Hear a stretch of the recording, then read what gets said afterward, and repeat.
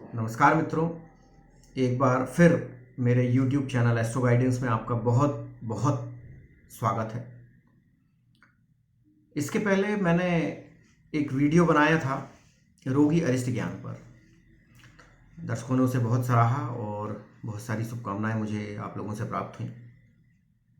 ऐसी ही शुभकामनाओं की उम्मीद मैं भविष्य में आपसे रखता हूं और उसी क्रम में एक बहुत अच्छे विषय पर आज वीडियो बनाने जा रहा हूं। विषय है खोई हुई वस्तु का ज्ञान। मित्रों, आपने देखा होगा कि जीवन में बहुत सारी चीज़ें हमसे कई बार खो जाती हैं, कई बार हम कहीं रख कर भूल जाते हैं और वो मिलती नहीं हैं, कई बार मिल भी जाती हैं। तो यदि कोई वस्तु हमसे खो गई है तो हम ज्योतिष के माध्यम से या एस्ट्रोलॉजी के माध्यम से हम कैसे ये पता करेंगे कि वो वस्तु हमें मिलेगी या नहीं मिलेगी, क्या होगा उस वस्तु का। तो एक एस्ट्रोलॉजी में एक छोटी सी कैलकुलेशन है, एक बहुत अच्छी विधि है जो मैं आज आपको बताने जा रहा हूँ। खोई हुई वस्तु का ज्ञान हम उस विधि से प्राप्त कर सकते हैं। मित्रों, यहाँ पर ध्यान रखें, मैं खोई हुई वस्तु की बात कर रहा हूँ। वस्तु, किसी लिविंग एंटिटी की बात नहीं कर रहा हूँ, किसी जीवित वस्तु या इंसान की बात नहीं कर रहा हूँ। मैं रोज़मर्रा में जो हमारे काम आने वाली वस्तुएं हैं जो गुम जाती हैं जनरली हमसे, मैं उसकी चर्चा यहाँ पर कर रहा हूँ। तो खोई हुई वस्तु के संबंध में एक छोटी सी कैलकुलेशन है। उस कैलकुलेशन के लिए आपको कुछ चीज़ों की आवश्यकता होगी। इसके लिए आपको थोड़ा बहुत कैलेंडर या पंचांग का ज्ञान होना ज़रूरी है। इनिशियल नॉलेज, बहुत डीप नॉलेज की ज़रूरत नहीं है। थोड़ा सा इनिशियल नॉलेज आपको पंचांग या कैलेंडर का होना चाहिए, इसलिए कि आप उससे तिथि, वार, लग्न वगैरह ये आप देख सकें। तो आप एक पंचांग में इन चीज़ों को देख के रख लें। सबसे पहली चीज़ है तिथि। तिथि कौन सी है। दूसरी बात है वार। वार कौन सा है। वार की जो गणना है वो रविवार से होगी, संडे से होगी। संडे को हम 1 मानेंगे, 1 रविवार, 1 इसी प्रकार से आगे सोमवार 2, मंगलवार 3, ऐसे क्रम से आगे बढ़ाते हुए शनिवार सैटरडे 7 आएगा। नक्षत्र, तो नक्षत्र का एक क्रम फिक्स होता है। अश्विनी नक्षत्र से चालू होता है, अश्विनी, भरणी, कृत्तिका, फिर ऐसे आगे बढ़ते बढ़ते आखिरी में 27वें नंबर पर रेवती नक्षत्र आता है। तो जो इनके क्रम है वही इनकी न्यूमेरिकल वैल्यू लेनी है हमें। जैसे मान लीजिए अश्विनी नक्षत्र की घटना है तो हम 1 लेंगे अश्विनी नक्षत्र की वैल्यू। और लग्न मित्रों आपको पंचांग में मिल जाएगी कि किस समय प्रश्न किया जा रहा है या किस समय आपकी वस्तु खोई है, उस समय की लग्न। तो ये 4 चीज़ें आपको लेनी है। तिथि लेनी है, वार लेना है, नक्षत्र लेना है और लग्न लेनी है। अब इसमें एक कन्फ्यूज़न होता है। कुछ लोग सोचते हैं कि ये जब वस्तु गुमी है उस समय का डाटा लेना है, मतलब उस समय की तिथि लेनी है, उस समय का वार लेना है या उस समय की लग्न लेनी है। और कुछ लोग सोचते हैं कि जब प्रश्न किया जा रहा है, जिस समय प्रश्न किया जा रहा है खोई हुई वस्तु के बारे में, उस समय का डाटा कैलकुलेशन में लेना है। तो मित्रों, प्रायोरिटी हमें देनी है कि जिस समय ये घटना घटित हुई, मतलब जिस समय वस्तु खोई, उस समय की तिथि, वार, नक्षत्र और लग्न यदि आपको याद हो या मिल जाए तो वो लेनी है। वैसे जनरली ऐसा होता नहीं है, क्योंकि वस्तु बताकर नहीं गुमती है। वस्तु कभी भी गुम जाती है, हमें तो बाद में याद आता है कि ये वस्तु गुम चुकी है। तो उस समय की कौन सी तिथि होगी या कौन सा नक्षत्र होगा ये हमें जनरली नहीं मालूम होता है। तो हमें क्या करना है, जिस समय प्रश्न किया जा रहा है उस समय की तिथि, उस समय का वार, उस समय का नक्षत्र क्या है और उस समय कौन सी लग्न चल रही है, ये 4 चीज़ें आपको लेनी है। इन चारों का आप योग कर लीजिए और उसमें एक कांस्टेंट नंबर 3, एक स्थिरांक 3 को जोड़ दीजिए। अब आपके पास आ जाएगा कुल योग। इस कुल योग को आप 5 से विभाजित कर दीजिए। 5 से डिवाइड करना है आपको इसको। अब जब आप इसको 5 से डिवाइड कर लेंगे तो आपके पास 5 प्रकार के शेषफली बच सकते हैं। फिर हमें रिमाइंडर देखना है कि कौन क्या रिमाइंडर बचा हुआ है। तो यदि रिमाइंडर 1 या 3 बचता है, 1 या 3 बचता है रिमाइंडर आपका, तो वस्तु पृथ्वी पर ही है, मतलब जमीन वाली किसी ठोस जगह पर है और सलामत है और उसके मिलने की उम्मीद भी है। यदि आप भगवान का या अपने इष्ट का नाम लेकर के और थोड़ी मेहनत करें, उसे ढूंढें, तो उस वस्तु को आप ढूंढ सकते हैं।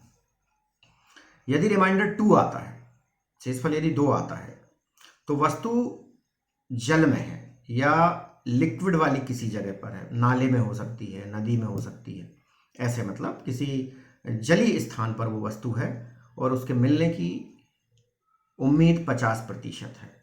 मतलब यदि भगवान की कृपा होती है आप पर तो मिल जाएगी और नहीं भी मिल सकती है, दोनों परिस्थितियां हैं। यदि रिमाइंडर 4 आता है, शेषफल यदि 4 बचता है, तो वस्तु आग की भेंट चढ़ चुकी है, मतलब वस्तु नष्ट हो चुकी है, वस्तु आग में जल चुकी है, या वस्तु किसी गर्म स्थान पर है और उसके मिलने की जो उम्मीद है वो बहुत ही कम है, ना के बराबर उम्मीद है। फिर भी आप चाहे तो प्रयास कर सकते हैं, प्रयास करने में कोई हर्ज नहीं है। Always be positive. यदि पूरा पूरा भाग चला जाता है 5 का, या रिमाइंडर 0 बचता है, शेषफल 0 बचता है, तो वस्तु का स्वरूप बदल चुका है, मतलब वस्तु टोटली चेंज कर दी गई है और उसका मिलना असंभव है। मान लीजिए आपकी बाइक या साइकिल चोरी हो गई है और आपने ये कैलकुलेशन करी और कैलकुलेशन का रिजल्ट आपको 0 मिला, रिमाइंडर, तो इसका मतलब आपकी गाड़ी का जो स्वरूप है वो चेंज हो चुका है। गाड़ी का इंजन, गाड़ी के अलग अलग पार्ट्स निकाल करके बेच दिए गए हैं, डिस्ट्रॉय कर दिए गए हैं, उसका मिलना असंभव है, इम्पॉसिबल है। तो ये एक छोटी सी प्रक्रिया थी, मैं आपको उदाहरण के माध्यम से ये समझाता हूँ। तो मित्रों, मैं आपको एक उदाहरण से ये खोई हुई वस्तु का ज्ञान कैसे करते हैं बता रहा हूँ। मान लीजिए कि जब प्रश्न किया जा रहा है उस समय प्रश्न काल में जो तिथि है वो है तृतीया। तो तृतीया तिथि के लिए हमने लिख लिया 3। मान लीजिए उस दिन शनिवार है, तो आप रविवार को 1 मान करके यदि कैलकुलेशन करें, काउंटिंग करें, तो शनिवार का नंबर आता है 7। नक्षत्र मान लेते हैं कि आद्रा नक्षत्र है, जब प्रश्न किया जा रहा है तो आद्रा नक्षत्र 6वें नंबर पर आता है। और उस समय मान लेते हैं कि तुला लग्न चल रही है। तुला लग्न मतलब, तुला का मतलब 7। राशियों को क्रम से यदि आप देखें तो मेष राशि पहले नंबर पर, वृष दूसरे नंबर पर, इसी प्रकार तुला 7वें नंबर पर आएगी। तो यदि इनका योग हम कर लें, इनका योग आता है 23, इसमें एक कांस्टेंट है 3, वो हमें जोड़ना है। तो इस प्रकार से हो गया 26 और इस 26 को यदि हमने 5 से डिवाइड किया तो शेषफल बचा 1। और 1 शेषफल का जो फल है, शेषफल 1 हो या 3 हो, तो उसका फल है वस्तु पृथ्वी पर सलामत है एवं मिलने की उम्मीद है। तो यहाँ पर जो रिजल्ट आएगा वो है पॉजिटिव, मतलब आप मेहनत कीजिए, अपने इष्ट का नाम लेकर के आपको वस्तु मिल सकती है, मिलने की बहुत उम्मीद है। तो ये स्टेप मैंने बताई हैं। सबसे पहले आप तिथि नोट कर लें, फिर वार, फिर नक्षत्र, फिर लग्न, इन सब का योग कर लें। योग में एक कांस्टेंट 3 जोड़ लें, कुल योग आ जाने पर उसको 5 से विभाजित करें और फिर शेषफल के आधार पर आप प्रेडिक्शन कर सकते हैं कि वह वस्तु मिलेगी या नहीं मिलेगी। तो दोस्तों, इस प्रकार से एक सरल सी कैलकुलेशन करके हम खोई हुई वस्तु के बारे में जानकारी प्राप्त कर सकते हैं। वैसे भी तुलसीदास जी ने अपनी दोहावली में एक जगह कहा है, उगुन पूगुन वी अज क्रम आभ अमुगुन साथ, हरो धरो गाढ़ो दियो धन फिर चढ़ई न हाथ। मतलब ये है, उगुन मतलब ऊ से चालू होने वाले तीनों नक्षत्र। कौन कौन से? उत्तरा फाल्गुनी, उत्तराषाढ़ा और उत्तर भाद्रपद, इसको कहते हैं उगुन। और पूगुन, पूगुन का मतलब होता है पा से चालू होने वाले नक्षत्र तीनों, पूर्व फाल्गुनी, पूर्वाषाढ़ा और पूर्व भाद्रपद, उगुन पूगुन। उसके बाद इसमें वर्णन है, वी अज क्रम आव अमुगुन।